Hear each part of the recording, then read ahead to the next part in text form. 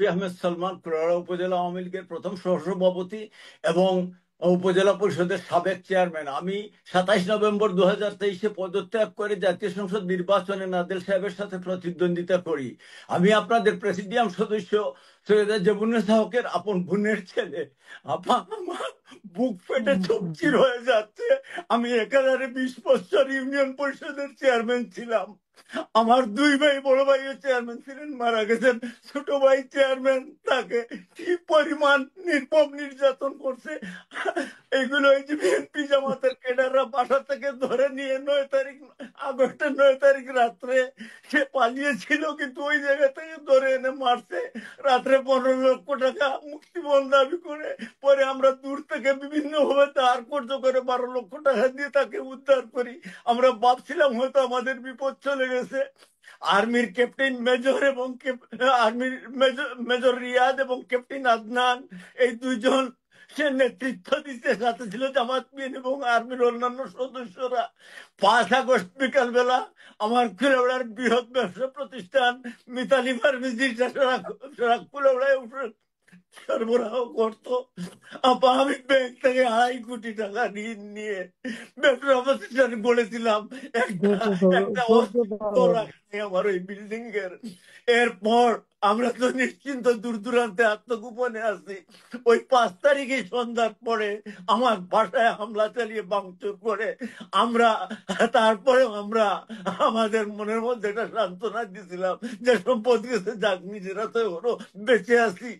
21 August রাত 8:30 সময় আমার ভাই ইস্তাক আহমেদ বুরহানকে হঠাৎ করে এসে তার তার ব্যবসা প্রতিষ্ঠান আদিল ডিপার্টমেন্ট স্টোর থেকে ধরে আর্মির সাথে ওই বিএনপি জামাতের ক্যাডাররা, নাম আমি এখানে অভিযোগে দিছি আপা, নিয়ে চোখ হাত বেঁধে নিয়ে যায়। নিয়ে গিয়ে আমাদের ওই ভাঙ্গা বাসার মধ্যে ওইখানে এমন ভাবে মারপিট করে আমার ভাইয়ের চিৎকারে পুরো মহল্লার লোকজন জেগে উঠে এবং কান্নাকাটি শুরু করে ওইখানে আর্মি নিয়ে যায়। রাত্রে 2টার সময় আমাদেরকে জানান দেয়, অর্থাৎ আমার ভাইয়ের বউকে বলে যে 25 লক্ষ টাকা দিলে ওকে পাবেন না, তোমার সকালবেলা লাশ নিয়ে। আমরা শোনার পরে 25 লক্ষ টাকা আমরা 1 ঘন্টার ভিতর পৌঁছে দেবো আপা, আমরা টাকা দিতে পারি নাই। আমার ভাইয়ের শরীরের কোনো অস্তিত্ব ছিল না। অপরাধ একটাই, জ্ঞান বিশ্বাস মতো অন্য কোনো অপরাধ করি নাই আপা। অপরাধ একটাই, আমরা আওয়ামী লীগের নিবেদিত প্রাণ ছিলাম। আমি কুলাউড়া উপজেলা আওয়ামী লীগের প্রথম সহসভাপতি, এর আগে জয়েন্ট সেক্রেটারি ছিলাম। আবার যে কথাটুকু বলতে চাই, আমার ভাইকে নির্যাতন করছে, পরে নিয়ে কুলাউড়া পরের দিন সকাল 10:30 থেকে 11টার মধ্যে থানায় নিয়ে মাটিতে ফেলে চলে আসে। তখন ওসি ছিলেন উনি, ওই আগের পুরাতন ওসি আলী আলী আলী মাহমুদ সাহেব। ও নিয়ে মাটিতে ফেলার পর উনি বললেন আমি কি করবো, ওই বলা কোনো পিটুনিতে মারা গেছে। ওসি সাহেব আমার ভাইকে সেখান থেকে তুলে হাসপাতাল নিয়ে যায়। ডাক্তাররা দেখে বলে আশা নেই, তড়িৎ করতে সিলেট পাঠিয়ে দেখতে পারেন। অ্যাম্বুলেন্স নিয়ে তাৎক্ষণিক ভাবে সিলেট উসমানী মেডিকেল কলেজে পাঠাই। ওইখানে চিকিৎসা দেওয়ার পর ডাক্তার বলছে কিডনি নাই, পেট ফুলে গেছে, 2টো কিডনি নষ্ট হয়ে গেছে, ফুসফুস লিভার, সেগুলো লিভার ফুসফুসের অস্তিত্ব নাই। আমার ভাইকে সেখান থেকে আমরা মাউন্টেড ওরা হসপিটালে আনি। আইসিইউতে বিশেষজ্ঞ দিয়ে চিকিৎসা করাই কোনো কাজ হয় নাই।